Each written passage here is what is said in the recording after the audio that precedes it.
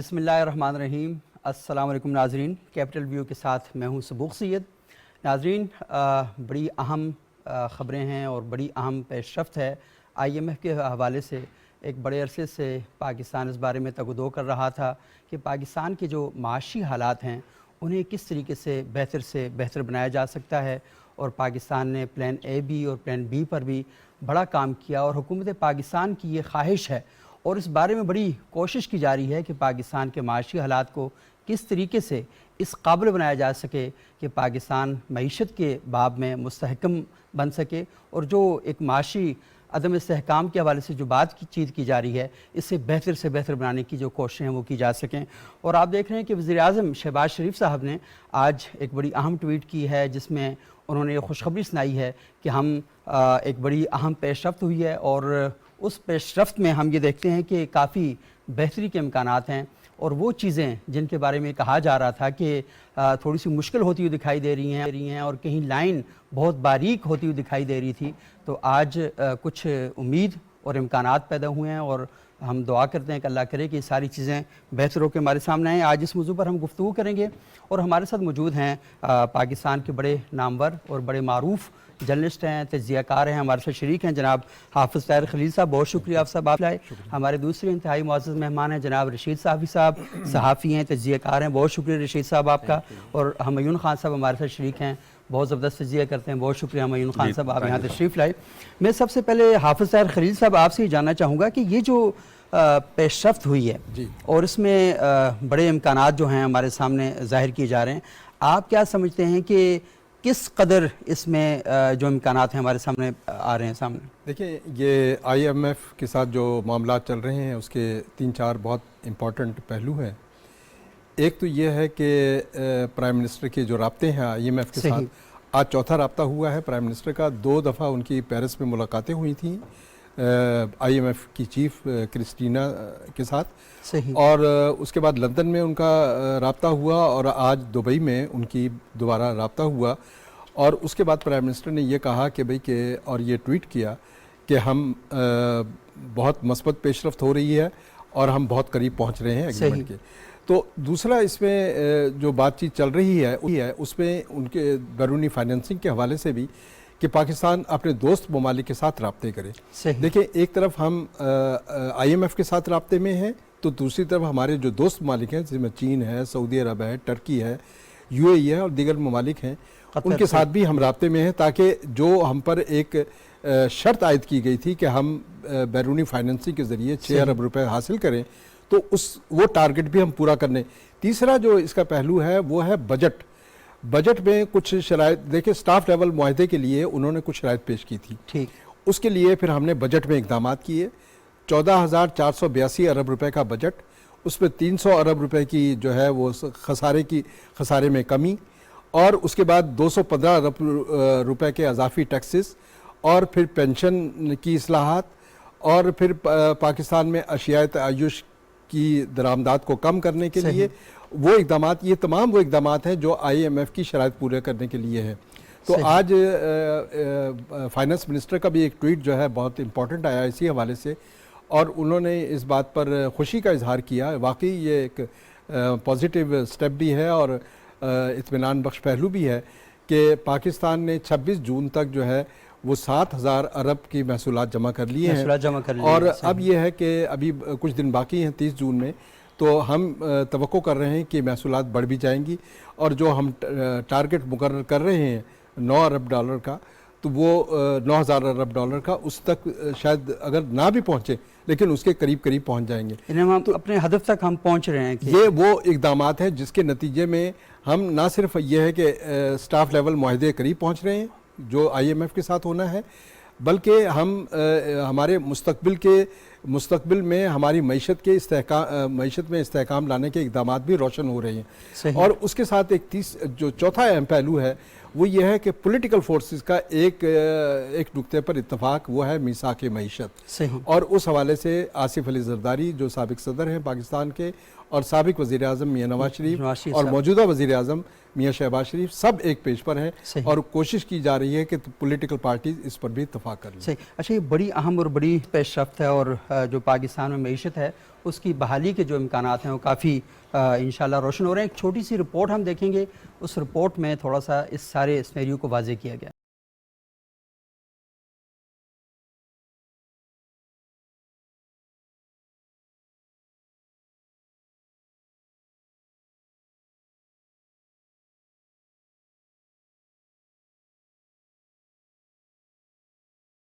اعظم پاکستان محمد شہباز شریف کا دورہ France, new global financing سمٹ میں شرکت اور میزبان ملک کی اعلیٰ قیادت سمیت دیگر عالمی قائدین کے ساتھ ملاقاتوں کے حوالے سے انتہائی اہمیت کا حامل ثابت ہوا ہے. فرانس کے صدر میکرون کے زیر صدارت ہونے والی سمٹ میں 50 کے قریب سربراہان مملکت نے شرکت کی. وزیر اعظم پاکستان نے گزشتہ سال کلائمیٹ چینج کانفرنس کے موقع پر پاکستان کے ماحولیاتی مسائل اور سیلاب کی تباہ کاریوں کو احسن انداز میں دنیا کے سامنے پیش کیا تھا. فرانس میں ہونے والی اس 2 روزہ خصوصی کانفرنس میں شرکت کے لیے وزیر اعظم پاکستان اپنے وفد کے ہمراہ شریک ہوئے. وزیر اعظم پاکستان کی آمد پر فرانس کے صدر میکرون اور خاتون اول نے ان کا پرتپاک استقبال کیا. پیرس میں ہونے والی کانفرنس میں چوتھی گول میز کانفرنس سے خطاب میں وزیر اعظم پاکستان نے کہا کہ بعض ممالک کی حفاظت کے لیے بھاری رقوم خرچ کی جا رہی ہیں, جبکہ ہزاروں زندگیوں کو بچانے کے لیے بھاری قیمت پر قرض لینا پڑتا ہے. اس لیے ماحولیاتی انصاف کا تقاضا ہے کہ پاکستان جیسے ممالک جو کہ اس تبدیلی سے سب سے زیادہ متاثر ہوئے ہیں, ان کی اس چیلنج سے نمٹنے کے لیے معاونت کی جائے. ان کا کہنا تھا کہ پاکستان کے بہادر لوگوں نے ماضی میں بھی بڑے چیلنجز کا سامنا کیا ہے اور موجودہ چیلنج سے بھی بہادری سے نمٹ رہے ہیں. وزیر اعظم پاکستان نے دورے کے دوران فرانس کے صدر کی طرف سے عالمی مالیاتی معاہدے کے موقع پر سربراہان مملکت کے اعزاز میں دیے گئے عشائیے میں بھی شرکت کی. وزیر اعظم پاکستان نے اس عالمی کانفرنس میں جہاں ماحولیاتی انصاف اور شفافیت کے حوالے سے پاکستان کا کیس مؤثر اور جرأت مندانہ انداز میں پیش کیا, وہیں پر وہ عالمی رہنماؤں کی توجہ کا مرکز بھی بنے رہے. وزیر اعظم پاکستان کی کانفرنس میں سائیڈ لائن ملاقاتیں بھی اہمیت کی حامل ہیں. برادر اسلامی ملک سعودی عرب کے ولی عہد کے ساتھ پرجوش ملاقات اور نیک تمناؤں کا اظہار ہو یا سیکرٹری جنرل اقوام متحدہ کے ساتھ پاکستان کے سیلاب زدگان کی بحالی کے معاملے پر ہونے والی پیش رفت پر مؤثر گفتگو. وزیر اعظم پاکستان نے عالمی تناظر اور ماحولیاتی مسائل پر پاکستان کا نقطہ نظر بہتر انداز میں پیش کیا. وزیر اعظم پاکستان محمد شہباز شریف نے اس موقع پر یورپی یونین کمیشن کی صدر, اسلامی ترقیاتی بینک کے وفد, IMF کی سربراہ اور ماحولیات کے لیے امریکی صدر کے نمائندہ خصوصی اور سابقہ وزیر خارجہ جان کیری, جرمن چانسلر, مصر کے صدر عبد الفتاح السیسی اور چینی وزیر اعظم سمیت دیگر رہنماؤں اور بین الاقوامی فورمز کے نمائندوں سے ملاقاتیں کیں. اس کے علاوہ وزیر اعظم شہباز شریف نے برازیل کے صدر لاولا ڈی سلوا سے بھی ملاقات کی, جس میں 2 طرفہ تعاون پر اتفاق کیا گیا.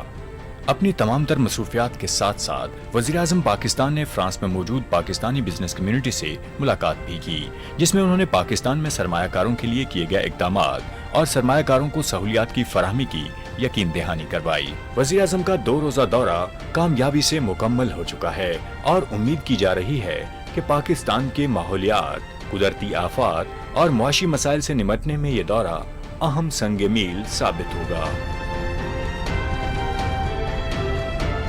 تو ناظرین, آپ نے یہ رپورٹ دیکھی, اس رپورٹ میں آپ نے دیکھا کہ وزیر اعظم نے کس مؤثر اور جاندار انداز میں عالمی فورمز پر پاکستان کا مقدمہ پیش کیا ہے, اور خصوصاً سیلاب زدگان کے حوالے سے وزیر اعظم کا جو موقف تھا عالمی برادری کے سامنے انہوں نے بڑے زبردست طریقے سے پیش کیا, اور یہ بتایا کہ کس طریقے سے لاکھوں زندگیاں جو ہیں وہ اس وقت مجبور ہیں, اور انہوں نے عالمی برادری کو یہ بتایا کہ یہاں پر جو خطے میں صورتحال ہے اس میں ان کا جو اثر ہے اور ان کی جو مدد اور تعاون ہے وہ کتنا اہم ہے.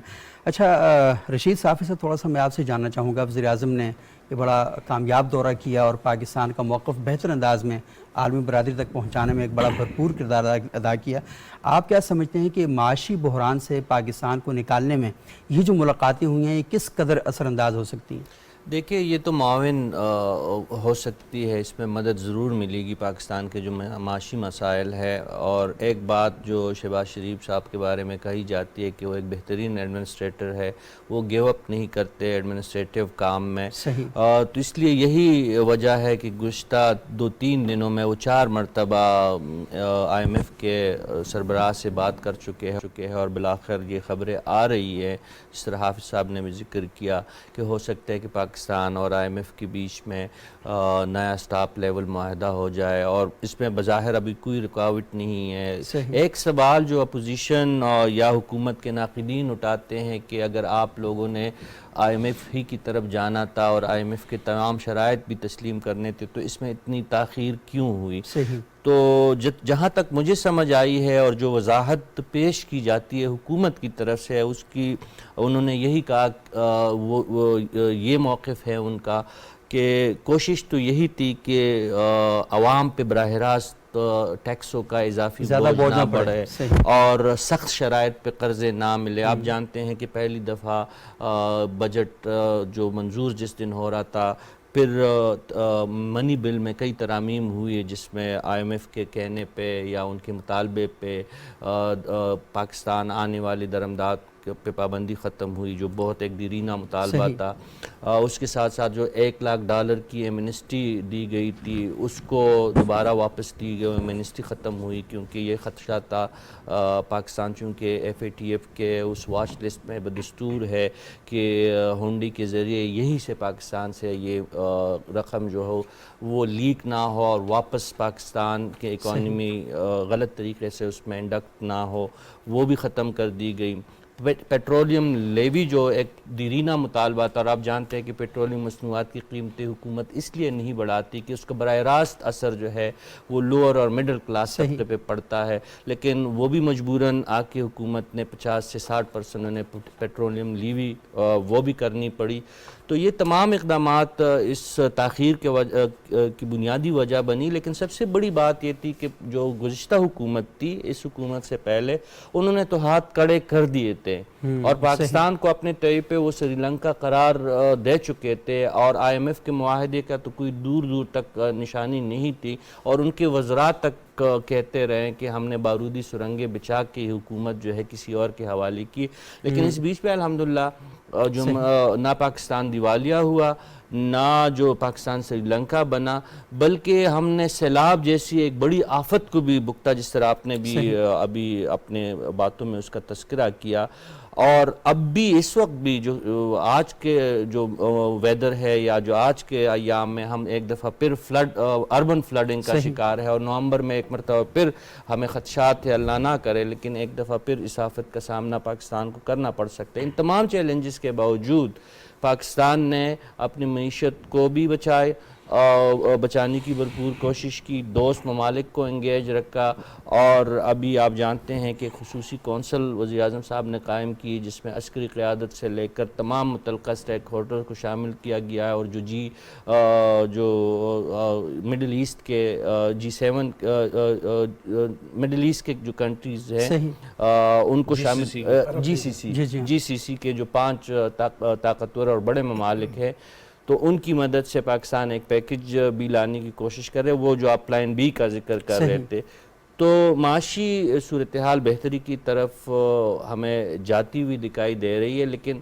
اس کا یہ مطلب ہرگز نہیں ہے کہ پاکستان اگر آئی ایم ایف کے ساتھ ڈیل کر بھی جائے تو ہمارے تمام معاشی مسائل ختم ہو جائیں گے، کیونکہ معیشت نہ ایک دن میں بگڑتی ہے اور نہ ایک دن میں وہ دوبارہ سنبھلتی ہے. تو ایک لانگ یہ جو ہے پروسیس ہے، اور اس میں ایک قدم ہم آگے بڑھ رہے ہیں. اور میرا شیخ صاحب یہ بڑی اہم بات آپ نے کی ہے، کیونکہ ہم یہ دیکھ رہے ہیں کہ گزشتہ 2 دہائیوں سے پاکستان جن مشکلات کا شکار ہے. آپ دیکھ رہے ہیں کہ 2005 کا زلزلہ، 2010 کا زلزلہ، پھر سیلاب، پھر اس کے بعد دہشت گردی، اور پھر پاکستان ٹیررزم کے خلاف فرنٹ لائن اتحادی کے طور پر کھڑا رہا. تو ہم یہ دیکھیں کہ پوری دنیا کا جو ایک بوجھ تھا پاکستان نے ایک طریقے سے اسے برداشت کیا، لیکن نتیجے کے طور پر ہم دیکھ رہے ہیں کہ عالمی برادری سے وہ تعاون اور وہ مدد جو ہے وہ اس طریقے سے نہیں مل پائی. اگر وہ مل پاتی تو شاید پاکستان زیادہ بہتر انداز میں ان ساری چیزوں کو لڑ رہا ہوتا اور زیادہ سٹرونگ پوزیشن پہ کھڑا ہوتا. لیکن عالمی برادری نے ہم سے قربانی تو مانگی، لیکن جب ان کو یہ کہا گیا کہ آپ بھی تھوڑا سا ہیلپ کریں، تو شاید وہ وہاں پر اس طریقے سے ہیلپ نہیں کر سکے، اور یہ بڑی اہم گفتگو ہے، اس کو ہم تھوڑا سا مزید بھی آگے لے کر چلیں گے ناظرین، لیکن یہاں پر ایک چھوٹا سا وقفہ لیتے ہیں، اس کے بعد دوبارہ آپ کی خدمت میں حاضر ہوں گے اور سلسلہ کلام کو آگے بڑھائیں گے۔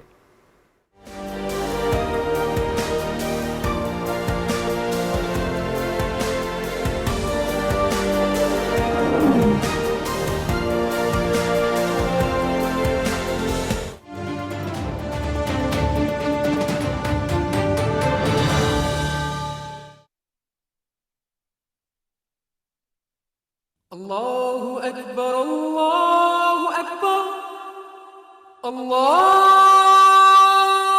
أكبر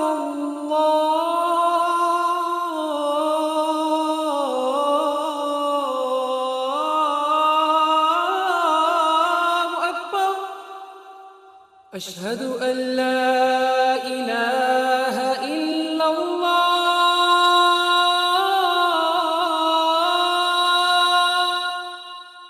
أشهد أن لا إله إلا الله أشهد أن محمد رسول الله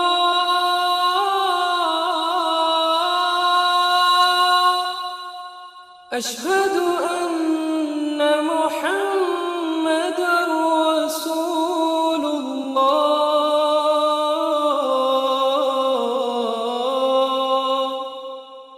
حي على الصلاة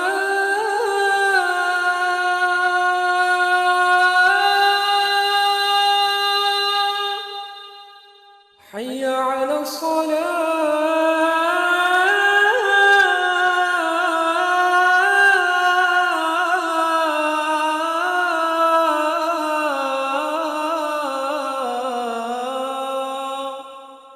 حي على الفلاح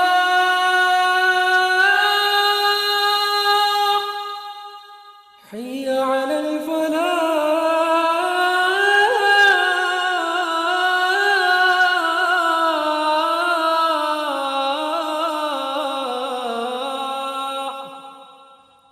الله أكبر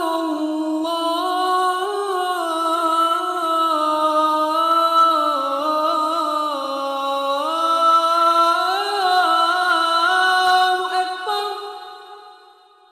لا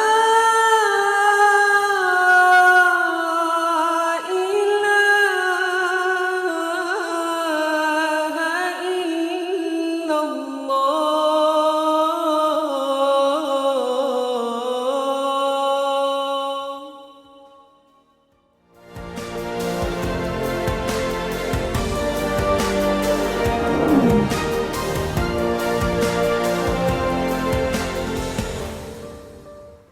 ناظرین، وقفے کے بعد ایک بار پھر پروگرام میں خوش آمدید۔ آج ہم گفتگو کر رہے ہیں IMF کے ساتھ جو ڈیل ہونے جا رہی ہے، اور اس بات کا تصور کیا جا رہا ہے کہ اگر یہ سارے معاملات بحسن خوبی سر انجام دیے جاتے ہیں تو پاکستان کی معیشت انشاءاللہ جس دلدل میں ہے وہاں سے نکل کر پاکستان ایک بہتر سمت جو ہے وہ رواں دواں ہوگا۔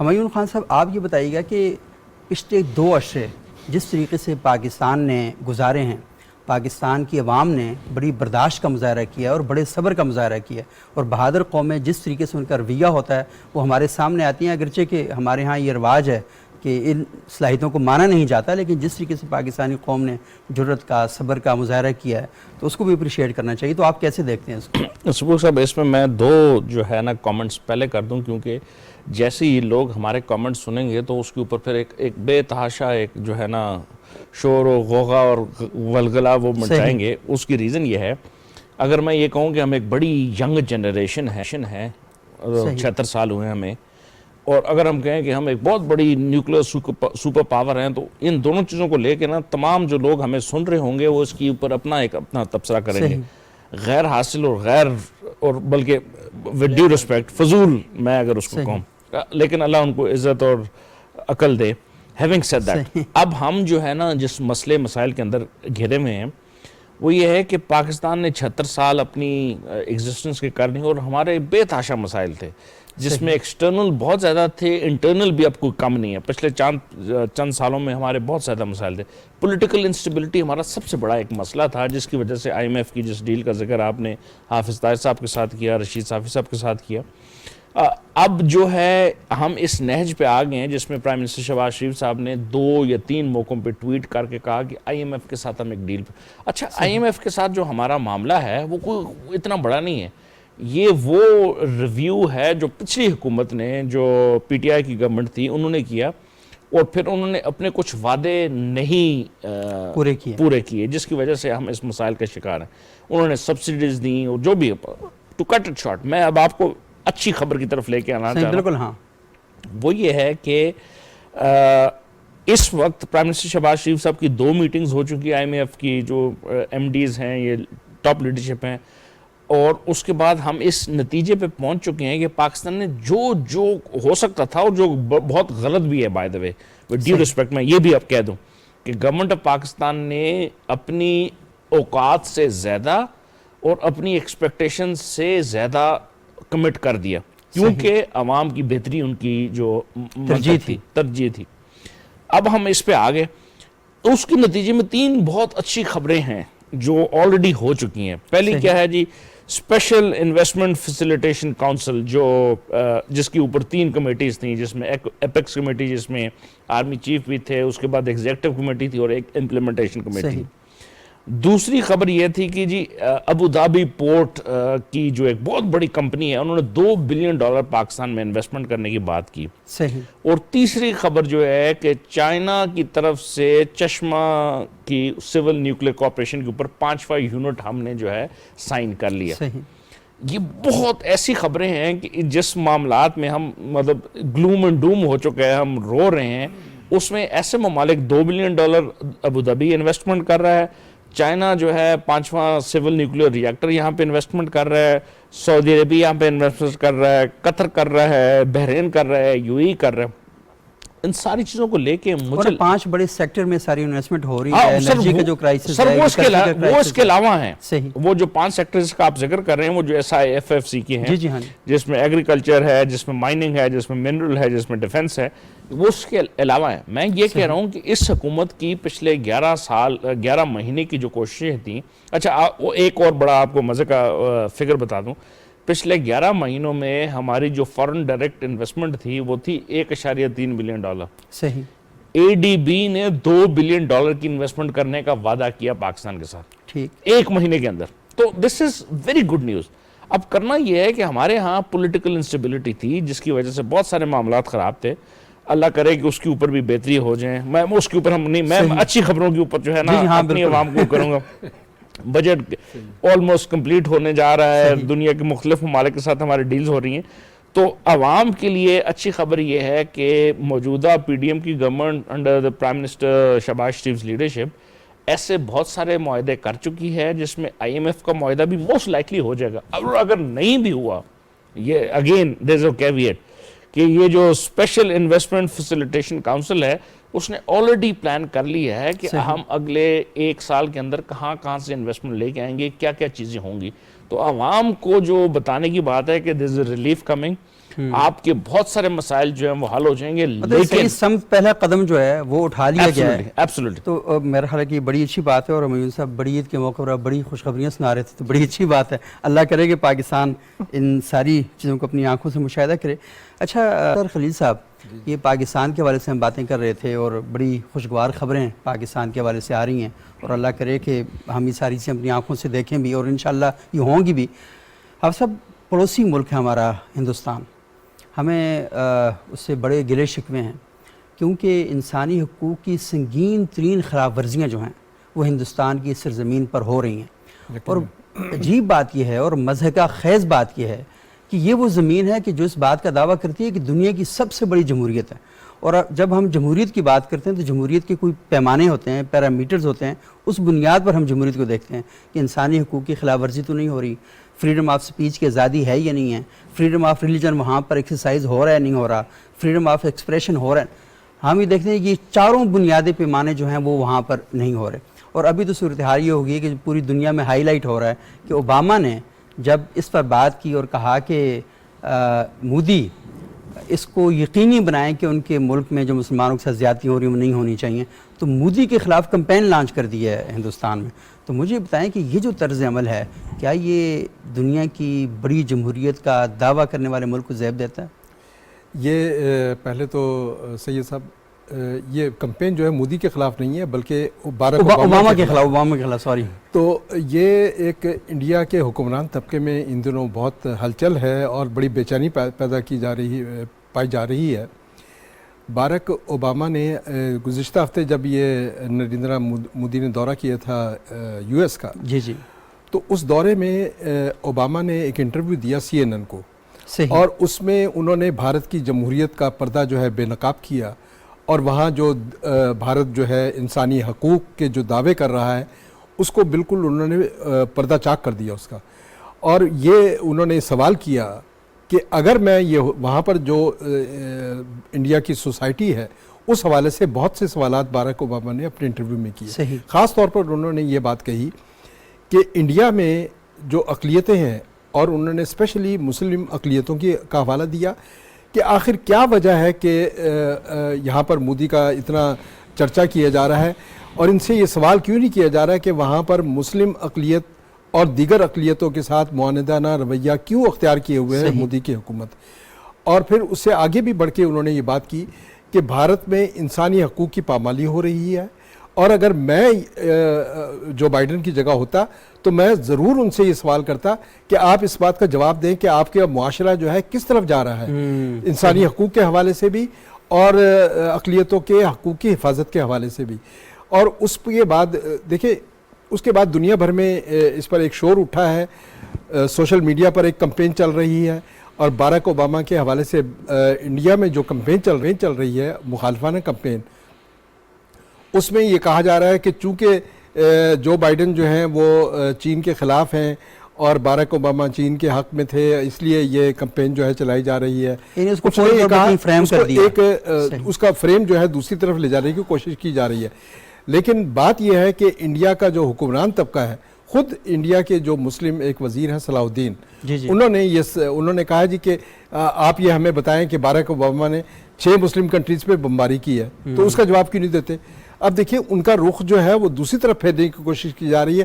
جو اصل سوال ہے باراک اوباما کا کہ یہ بتایا جائے کہ وہاں پر مسلم اقلیت کے ساتھ کیا سلوک ہو رہا ہے، اور مسلم اقلیتوں کو دیکھیں وہاں پر نہ تو ہماری جو بچیاں ہیں مسلم ان کو حجاب پہننے کی اجازت ہے، اور نہ ہی ان کو حجاب چھینے جا رہے ہیں ان کے چہروں سے. دیکھیں کشمیر میں جو کچھ ہو رہا ہے، 1 لاکھ جو ہے وہ قیدی جو ہیں مسلمان قیدی کشمیر کی جیلوں میں بند ہیں. صحیح. تو یہ وہ حقوق ہیں جن کی خلاف ورزی ہو رہی ہے، اور بھارت جو ہے دعویٰ کر رہا ہے کہ دنیا بھر میں انسانی حقوق کی بات کریں، لیکن جب بھی اس پر اعتراض اس فریم چینج کر دیا جاتا ہے فوری طور پر. لیکن اب یہ ہے کہ اس کا چہرہ چونکہ بے نقاب ہو رہا ہے دنیا بھر میں، تو یہی وجہ ہے کہ وہ یہ بڑی اہم بات آپ کر رہے ہیں کہ اس کا چہرہ بے نقاب ہو رہا ہے. لیکن رشید صاحب ہم دیکھ رہے ہیں کہ یہ صرف ایک تو ہم اس کے اندر چیزوں کو دیکھ رہے ہوتے ہیں نا، لیکن سوسائٹی کے لیول پر ہم دیکھ رہے ہیں کہ صحافیوں پر حملے ہو رہے ہیں، مسلمانوں پر ہی نہیں، جو انڈیا کا چہرہ ہیں جو لوگ، ان چہروں پر تیزاب پھینکا جا رہا ہے. یہ تیزاب پھینکنے سے مراد براہ تیزاب پھینکنا نہیں ہے، لیکن ان کو اس طرح خوفزدہ اور ہراساں کیا جا رہا ہے کہ وہ بات کرنے کے قابل نہیں رہے. تو تھوڑا سا یہ بتائیں کہ یہ اس کا جو معاشرے کا فیبرک ہے وہ سارا تباہ ہو چکا ہے وہاں پہ. جی شاہ صاحب، یہ جو مودی ہے نریندرا مودی، اس کا اگر دنیا پہ آنے والے وقتوں میں اس کا اگر کوئی احسان لوگ ان کا اول تو ہے نہیں، لیکن اگر اس کے بارے میں کچھ اچھے الفاظ کسی سٹیج پہ ادا کیے جائیں گے تو اس صورت میں ادا ہو سکتے ہیں کہ اس نے جو انڈیا کے چہرے پہ سیکولرزم کا اور لبرلزم کا جو نقاب تھا وہ نوچ کے پینک ڈالا ہے، اور جو اصل مکروہ چہرہ ہے اس وقت، جو کٹر بھارت کا جو اصل چہرہ ہے وہ دنیا کے سامنے ہے. کبھی کبھی یہ خدمت بال ٹھاکرے سے انجام دیا کرتے جی، لیکن اب سرکاری سطح پہ BJP کی قیادت میں اور ان کی جو ذیلی تنظیمیں ہیں جو ان کی سرپرستی میں کام کر رہی ہیں، اور ان کی نگرانی میں یہ ہو رہا ہے. اور باراک اوباما نے جو انڈین اسٹیبلشمنٹ کی جس کو ایک جھٹکا دیا ہے وہ ان کو آئینہ دکھایا ہے. جس طرح ہم یہاں پاکستان میں بیٹھے ہوئے کئی ہمارے دانشور اور دور رس نگاہیں رکھنے والے دانشور اور لکھیاری ہمیں بتاتے رہیں کہ عنقریب جو ہے بھارت جو ہے اپنے انجام سے دوچار ہونے والا ہے. یہ پہلی دفعہ ہے کہ ایک سابق امریکی صدر نے ان کو آئینہ دکھایا کہ آپ کا ملک جو ہے ٹکڑے ٹکڑے ہو جائے گا. اور باراک اوباما آپ جانتے ہیں کہ وہ روایتی سیاستدان نہیں ہے, ایک پڑھے لکھے سیاستدان ہے, وہ ایک انٹلیکچوئل ہے, ایک دانشور ہے. اور دنیا میں ہمارے سامنے اس قسم کی جو ویکڈ اور بدماش ریاستیں ہیں جو طاقت کے زوم میں مبتلا ہو کر ظلم اور جبر کی جو داستانیں رقم کرنے میں بدنام ہوتے ہیں, تو وہ ریاستیں ٹوٹ جاتی ہے. زیادہ دور نہیں جاتے, سوویت یونین جو اس وقت روس کی شکل میں ٹکڑوں کی صورت میں ہمارے سامنے موجود تھا, ان کے پاس ایٹم بم, دنیا جہان کے وسائل, دنیا جہان کے جو ہے ان کے پاس ہر قسم کے ذخائر, لیکن جب وہ جبر و استبداد کے رستے پہ اترا تو پھر وہ ٹوٹ گیا. اس سے پہلے ہٹلر جو مودی کا بڑا آئیڈیل ہے, لیکن تاریخ سے ہم سیکھتے نہیں ہیں, جو اس سے پہلے ہٹلر تھا جرمنی میں, اور مودی کو اس کے ساتھ جو ہے بڑی تشبیہ دی جاتی ہے اور اس کی پسندیدہ لیڈر بھی ہے. اس کو بھی اپنے طاقت پہ اور اس پہ بڑا ان کی فوجی جو عسکری قوت تھی, ان کی جو مالی قوت تھی, ان کی جو عوام کا جو اس وقت زبردستی انہوں نے اپنا ایک سپورٹ بنا لیا تھا, اس کا بڑا زوم تھا اس کا. لیکن جب وہ ظلم جب حد سے اس نے بڑھا دیا تو پھر ان کی پوری ریاست جو ہے ریزہ ریزہ ہو گئی. اب بھارت میں صرف مسلمانوں کے ساتھ زیادتی نہیں, ہم تو مقبوضہ کشمیر کی بات ہی نہیں کرتے جو دنیا کی سب سے بڑی جیل ہے. نہیں, وہ جو نچلی ذات کے جو ہندو ہیں ان کے ساتھ جو وہاں پر زیادتی ہو رہی ہے, بالکل خود جو ان کے ہم عقیدہ لوگ ہیں, جو ہم عقیدہ لوگ ہیں ان کے ساتھ جو ہو رہے ہیں, آسام, ناگالینڈ, منی پور, آپ خالستان, کتنی آزادی کی جو تحریکیں, علیحدگی کی تحریکیں وہاں پہ ساری چل رہی ہیں. اور جو باراک اوباما نے جس جانب اشارہ کیا ہے وہ اس کا نقطہ آغاز ہے کہ انڈیا جو ہے مودی نے اس کی بنیاد رکھ دی ہے, اور آنے والے وقتوں میں اگر انہوں نے اپنی ان پالیسیوں پہ نظر ثانی نہیں کی تو اس کا انجام جو ہے وہ سوویت یونین جیسا ہی ہوگا, سوویت یونین جیسا ہو جائے گا. اچھا ہمایون خان صاحب, میں تھوڑا سا آپ سے جاننا چاہوں گا کہ یہ جو طرز عمل ہے ہم اب سکندر دیکھ رہے ہیں, تو ہم جب بھی دنیا کے حوالے سے بات کرتے ہیں تو مختصراً یہ جواب دیجیے گا کہ ہم ہر ملک کے بارے میں نا ایک پیرامیٹر ہم نے بنایا کہ اس ملک کے اندر جمہوریت کتنی ہے اور کیسے ہے. مجھے تھوڑا سا ایکسپلین کریں کہ جب ہم جمہوریت کی تعریف کرتے ہیں اور اس کی کچھ بنیادی خصوصیات ہیں, اس کو لے کر ہم کسی ملک کا ایک ذائچہ بناتے ہیں, کوئی پیرامیٹر بناتے ہیں, تو انڈیا کہاں کھڑا ہوا آپ کو دکھائی دیتا ہے؟ سبق صاحب, اس وقت دنیا جو ہے نا, میں تھوڑا سا اس کو کمپلیکس اور کنفیوز کرنے کی کوشش کروں گا آپ کے سوال نہیں, میں کہہ رہا ہوں آپ ایزی کریں آج. ہمارے ذہن سے دور کر رہے ہیں, میں اس کو زیادہ بلر کرنے کی کوشش کروں گا. یہ کام مودی صاحب کر رہے ہیں, آپ وہ بھی کر رہے ہیں, لیکن آپ کا یہ جو سوال ہے اس کے اندر ایک بہت ایک اہم پہلو جو ہے وہ پناہ ہے, وہ یہ ہے کہ لوگوں کی فلاح و بہبود جو ہے وہ ایک مین یارڈ سٹک ہے کہ وہاں کی عوام کی جو ہے سطح غربت سے اوپر نکلنا, ان کی جو سول لبرٹیز ہیں ان کو دینا, یہ ایک بہت بڑا ہے. ہم نے اس وقت دنیا کو دو بلاکس میں بٹا ہوا دیکھا. ایک وہ ہے جو کہتا ہے کہ western democracy led by United States of America, اور دوسرا ہم نے ایک چائنیز ماڈل دیکھا کہ جس میں سطح غربت سے ہم نے 700-800 کے قریب لوگوں کو دیکھا اور ان کو دنیا کی مختلف. اس میں اب ہم انڈیا کو کہاں پہ فٹ کرتے ہیں؟ انڈیا انٹرسٹنگلی ایک بڑا مزے کا کیس ہے کہ وہ it's gaining and it's enjoying the best of both world. امریکہ کے ساتھ بھی اس نے بہت پنگیں بڑھائی ہوئی ہیں, اور اس نے چین اور جو ویسٹرن ورلڈ ہے جس میں چائنا اور رشیا ہے اس کے ساتھ بھی. لیکن پرائم منسٹر مودی صاحب جب سے آئے اور ان کی سیکنڈ ٹرم جب یہ ہے, اس میں جو ان کے اقدامات تھے, انہوں نے ایک میسو قسم کی پاپولزم کو جو ہے پروموٹ کر کے جو وہاں پہ حرکتیں کی, انفارچونیٹلی ان کی اپنی جو ہے مختلف قیادتیں, ان کی اپنی جو ہے ایکڈیمیا, جو ان کی اپنی میڈیا, ان کی بالی ووڈ, سارے جو ہے نا وہ بتا رہے ہیں کہ وہ ایک بڑا ایک غلط ٹریجیکٹری پہ چلے گئے ہیں, جس میں وہ ہیومن رائٹس کو تو وہ پوچھتے ہی نہیں ہیں. اچھا مسلمانوں کو چھوڑ دیں, اس میں جو سکھس ہیں, جو اس میں جو دلتس ہیں, ان کی اپنی جو ڈفرنٹ کاسٹ کے لوگ ہیں ان کے ساتھ بھی. اور یہی آج کی جو ہماری کمیونٹی کے ساتھ جو کچھ ہو رہا ہے, پریزیڈنٹ اوباما نے جو CNN کی انٹرویو کیا اور انہوں نے جو کرسچیانا منپور کے ساتھ گفتگو کرتے ہوئے کہا کہ میں اگر ہوتا تو میں کہتا کہ آپ اپنی جو ہے یہ ہمارا بڑا قریبی دوست ہے. انہوں نے دو چیزیں کی. انہوں نے کہا کہ انڈیا ہمارا بڑا قریبی دوست ہے، لیکن اس کے باوجود اگر میں صدر ہوتا تو میں کہتا کہ آپ بہت زیادتی کر رہے ہیں، آپ مائنورٹیز کے ساتھ. ابھی رشید صاحب نے کہا کہ انڈیا اس وقت دنیا کی سب سے بڑی اوپن جیل ہے. صحیح. آج پریزیڈنٹ بائیڈن کی آج کی میں اگر آپ کو اسپیچ کروں، انہوں نے کہا کہ انٹرنیٹ کے رائٹس ہیں صحیح. اتنے ہی بڑے رائٹس اچھا ہیں کہ آپ کی ہمایوں صاحب، بول. یہ بالکل یہ بڑی اہم بات ہے، کیونکہ اس پر مزید بات چیت ہوتی رہے گی. اور سب سے اہم بات یہی ہے کہ یہ جو آپ نے کہا نا کہ انڈیا ایک بڑی جیل بن چکی ہے، اور جو شائننگ انڈیا کا نعرہ تھا مودی صاحب کا، وہ پوری دنیا میں برے طریقے سے ایکسپوز ہو چکا ہے. جو پروپگنڈے کے زور پر اور طاقت کے زور پر اور میڈیا کے زور پر جو کھیل رچایا گیا تھا، وہ دنیا کے سامنے ننگا ہو کے سامنے آ چکا ہے. ایک اور بڑی اہم خبر ہے، اور مسلمانوں کے لیے، پوری دنیا کے مسلمانوں کے لیے آج کے دن بڑی اہمیت کا حامل ہے، اور وہ اس حوالے سے کہ آج میدان عرفات میں ایک خطبہ امام کعبہ نے دیا، شیخ یوسف بن محمد سعید نے. اور یہ خطبہ اصل میں تسلسل ہے یہ 1400 سال کا. یہ 1400 سال سے خطبہ کبھی رکا نہیں ہے، اور اللہ کے رسول صلی اللہ علیہ وآلہ وسلم نے اپنی زندگی کا جو پہلا حج فرمایا، اس میں امت مسلمہ کے نام ایک نصیحت اور ایک وصیت فرمائی. اور آج تک وہ جو سلسلہ ہے وہ چلا آ رہا ہے. اور دنیا بھر کے لوگ، پہلے تو یہ ریکارڈ نہیں ہوتا تھا، نشر نہیں ہوتا تھا، لیکن وہاں سے لے کر آتے تھے، پورا سال سنایا جاتا تھا یہ خطبہ.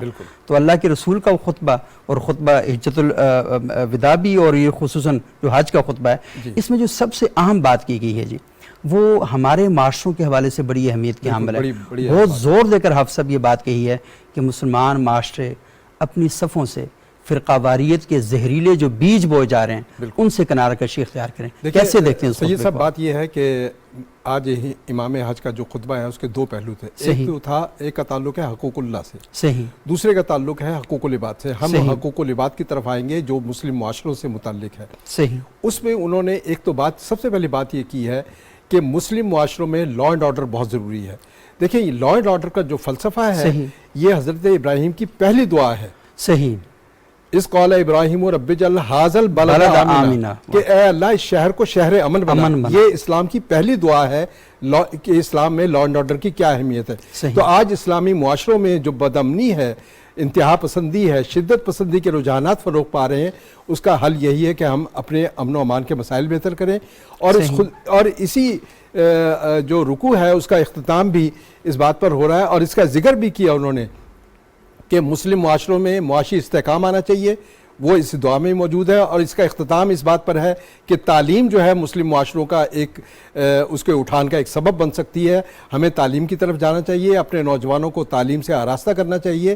اور جب تک ہم تعلیم سے، جدید ٹیکنالوجی سے اپنے معاشروں کو آراستہ نہیں کریں گے، ہمارے اسلامی معاشرے ترقی کی اس دور میں پیچھے رہیں گے جس میں آج مغرب ہمیں نظر آ رہا ہے. وہ آپ سب دیکھیں کتنی اہم بات ہے کہ وہ جو آپ نے آیت کا بھی اشارہ کیا کہ اس میں ابراہیم علیہ السلام دیواریں خانہ کعبہ کی بڑھاتے ہوئے دعا کر رہے ہیں کہ امن قائم ہو اور ورزق اہلہ، ان کی معیشت بہتر، یعنی معیشت. ربنا انک تعلم ما نخفی وما نعلن، مجھے وہ علم سکھا جس کی مجھ پر ایکسس نہیں ہے ابھی تک. صحیح، بالکل. تو یہ تعلیم کی اہمیت یہ تین چیزیں جو ہیں اس دعا میں اس دعا کے اندر موجود ہیں کہ سب سے پہلی بات یہ کہ امن قائم ہو، اس کے بعد معیشت بہتر ہو، اس کے بعد جو تعلیم اور تحقیق ہے وہ ضروری ہے. اور آج امام کعبہ نے جو خطبہ ارشاد فرمایا اس کے اندر یہ باتیں جو تھیں بڑی گہری جڑی ہوئی ہیں.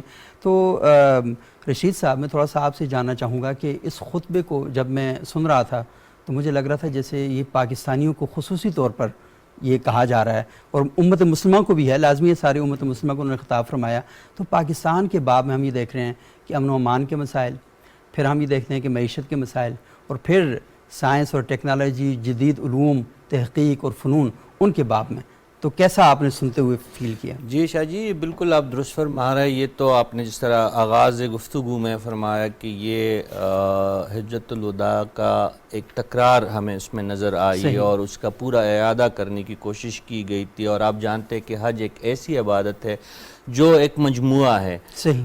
کچھ عبادات اسلام کے اراکین ایسے ہیں کہ جس میں واحد اسی عبادت پہ فوکس کیا جاتا ہے، لیکن حج کے دوران جو تمام اراکین ہے، ان سب اراکین کی ادائیگی بھی ہے، اور آپ کی معاشرتی اور آپ کی جو سماجی ذمہ داریاں ہے اس کے حوالے سے بھی آپ کو بہت ساری چیزوں کو حد جا کے اس پہ آپ کو آپ کے علم میں اضافہ بھی ہوتا ہے اور آپ کو آنے والے وقت کا اس کا بھی تعین ملتا ہے.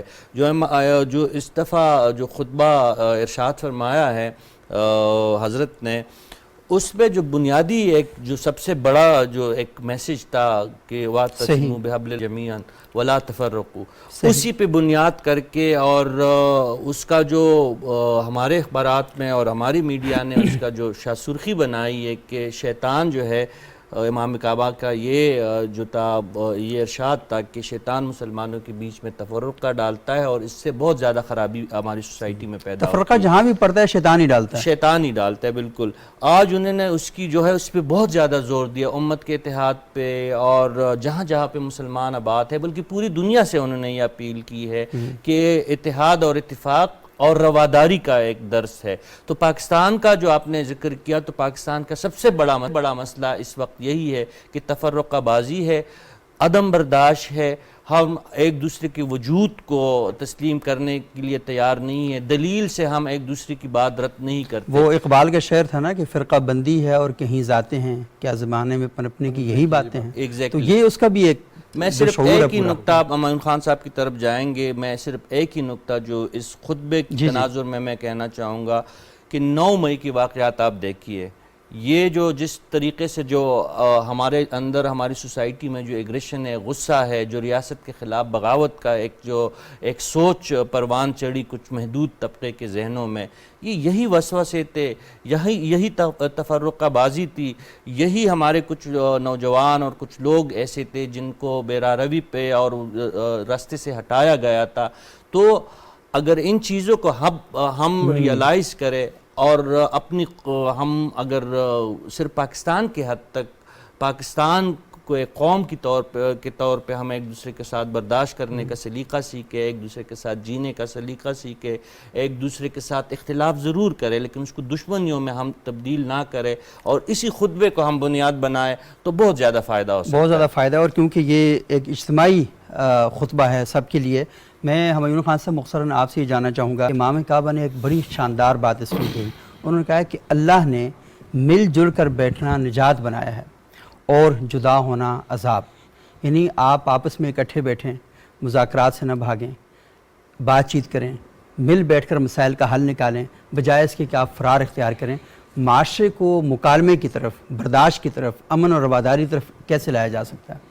سبوک صاحب، آپ نے اس سے پہلے دونوں دوستوں نے اس کے اوپر سیر حاصل جو ہے وہ تبصرہ کیا. میرا خیال ہے کوئی گنجائش نہیں رہتی، اس میں کوئی دو رائے نہیں ہے جو آپ کہہ رہے ہیں کہ گفتگو کا عمل جو ہے وہ جاری رہنا چاہیے. اور اس کے بعد جو آج کے دن کی مناسبت سے اور جو کل ہونے والا ہے، مطلب حج کے ایام حج کی ذکر کر رہا ہوں، اس میں حضرت ابراہیم کی جو سیکریفائس تھی اور حضرت اسماعیل کی سیکریفائس، دونوں کی مل کے یہ کہ for a greater cause, message کیا ہے؟ گریٹر کاز آپ نے اپنی جو ایگوز ہیں ان کو کم کرنا ہے. یہ ہمارے معاشرے کے اندر اس وقت ایک بہت بڑی ضرورت ہے کہ ایک 2 یا 3 یا 4 یا 14 15 پولیٹیکل پارٹیز ہیں، وہ ایک طرف جا رہی ہیں اور ایک پارٹیز ایک طرف جا رہی ہے، ایک پارٹی. تو اگر کسی وقت بیٹھ کے ملک کی بہتری کے لیے اور اس وقت کا جو واقع عالم اسلام کی بہتری کے لیے، تو میرا خیال ہے یہ message it's never lost in any one. اور اس میسج کے اندر یہی ہے کہ ممبر و محراب کا بنیادی کام یہی ہے کہ معاشروں کی گفتگو کریں. اور اقبال نے کیا خوبصورت کہا تھا کہ یہ فیضان نظر تھا کہ مکتب کی کرامت تھی، سکھلائے کس نے اسماعیل کو آداب فرزندی. تو بنیادی بات جی اس میں صرف ایک بات جو ڈائلاگ کی بات کر رہے ہیں جی یہ اسلام کی بنیاد ہے. صحیح. وشاورہم فی الامر، کوئی بھی کام کرو پہلے مشورہ کرو، بیٹھ جاؤ. فیضا عزمتا، جب کام کا فیصلہ کرو ڈٹ جاؤ اس پر. بہت شکریہ آپ صاحب، یہ بڑی اہم گفتگو ہے. آپ بہت شکریہ. فطار خلیل صاحب، رشید صافی صاحب آپ کا شکریہ، ہمایون خان صاحب آپ کا شکریہ. ناظرین، ہمارے پروگرام کا وقت ختم ہوا چاہتا ہے. انشاءاللہ دوبارہ آپ کی خدمت میں حاضر ہوں گے اور کسی پروڈکٹیو موضوع کے ساتھ آپ کے ساتھ سلسلہ کلام کو آگے بڑھائیں گے. تب تک کے لیے اجازت دیجیے گا. بہت شکریہ. اللہ حافظ.